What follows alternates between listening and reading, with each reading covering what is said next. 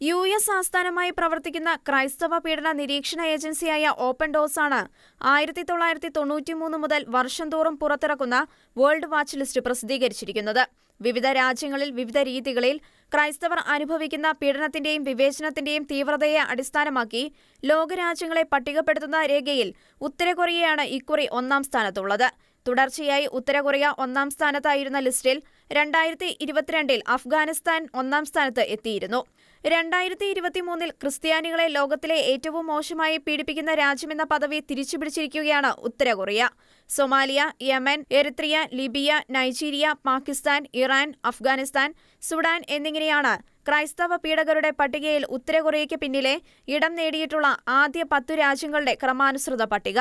കഴിഞ്ഞ ഒരു വർഷത്തിനുള്ളിൽ 5600 ക്രിസ്ത്യാനികൾ അവരുടെ വിശ്വാസത്തിന്റെ പേരിൽ കൊല്ലപ്പെട്ടതായും 2100-ലധികം ദേവാലയങ്ങൾ ആക്രമിക്കപ്പെടുകയോ അടച്ചുപൂട്ടുകയോ ചെയ്തതായും ലിസ്റ്റ് വെളിപ്പെടുത്തുന്നു. അതേസമയം വിശ്വാസത്തിന്റെ പേരിൽ 1,24,000-ലധികം ക്രിസ്ത്യാനികൾ തങ്ങളുടെ വീടുകളിൽ നിന്ന് പലായനം ചെയ്യാൻ നിർബന്ധിതരായതായും ഏതാണ്ട് 15,000 ക്രൈസ്തവർ അഭയാർത്ഥികളായതായും ലിസ്റ്റ് വ്യക്തമാക്കുന്നു. ഇസ്ലാമിക തീവ്രവാദം സബ് സഹാറൻ ആഫ്രിക്കയിലും നൈജീരിയയിലും വേരുറപ്പിച്ച് മുന്നേറുന്നതായും ലിസ്റ്റിൽ പരാമർശമുണ്ട്.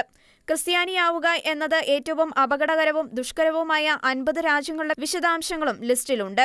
ഇതിൽ 31 രാജ്യങ്ങളിലും ഇസ്ലാമിക തീവ്രവാദമാണ് ക്രൈസ്തവ വിരുദ്ധതയുടെ മുഖ്യ കണ്ണിയായി പ്രവർത്തിക്കുന്നത്.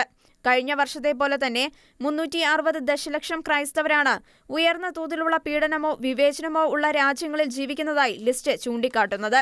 അതായത് ലോകമെമ്പാടുമായി 7-ൽ 1 എന്ന നിരക്കിൽ ക്രൈസ്തവർ പീഡനങ്ങൾക്കും ചൂഷണങ്ങൾക്കും വിധേയരാകുന്നു എന്ന റിപ്പോർട്ട് വെളിപ്പെടുത്തുന്നു.